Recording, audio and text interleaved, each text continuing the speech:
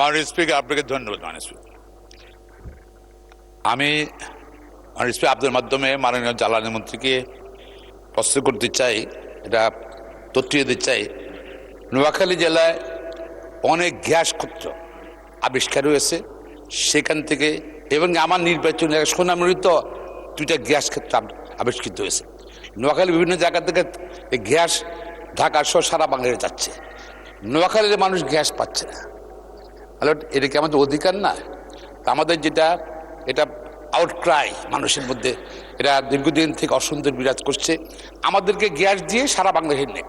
কিন্তু আমি মাননীয় জ্বালানি মন্ত্রী অনুরোধ জানতে চাই, উনার কি এই নোয়াখালীর মানুষকে গ্যাস দেবেন কিনা, এবং গ্যাস চাপবেন, বিকজ নোয়াখালী গ্যাস নোয়াখালী দেন, ওখান থেকে আপনি সারা বাংলাদেশ বাকিটা দেন। মাননীয় মন্ত্রী। মাননীয় স্পিকার, আপাতত আমরা গ্যাস ফিল্ড থেকে কোনো গ্যাস বাড়িতে দিচ্ছি না। এটা মোটামুটি আমরা শিল্প কারখানায় দেওয়ার চেষ্টা করছি বেশি। যখন বাড়িতে যাওয়ার পরিকল্পনা হবে তখন আমরা দেব। ধন্যবাদ স্পিকার।